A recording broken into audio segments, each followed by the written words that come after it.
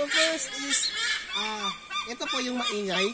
Yan po ay tinatawag natin na white-bellied sea eagle. From its name na sea eagle, their usual diets po ay fish meat. Kasi sa dagat sila minsan nakikita po. Pero dito sa center, binibigyan din sila ng fish meat, pero binibigyan din po sila ng mga klase-klaseng livestock meat like rabbit meat and goat meat po. So itong klaseng eagle na to, makikita siya sa Pilipinas at sa Australia. And sa mapapansin nyo, katulad lang din yan ng nasa dulo, mapapansin nyo, medyo madumi yung nasa dulo. And dito sobrang linis. So yan po ay juvenile or bata pa.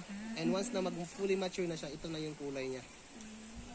Akala ko hindi lang siya marunong maglinis. And ito namang nasa gitna, yung brown na yan, yan po ang tinatawag na Pinskers Hawk Eagle. Pinskers Hawk Eagle ay endemic sa Mindanao, which means sa Mindanao lang po siya makikita. Wala pong Hawk Eagle na ganyan sa Luzon at sa Visayas. So, minsan mi-mistaken siya na juvenile o batang Philippine Eagle. Kasi magkakulay po, di ba sila? So, if you distinguish them according to their physical appearance,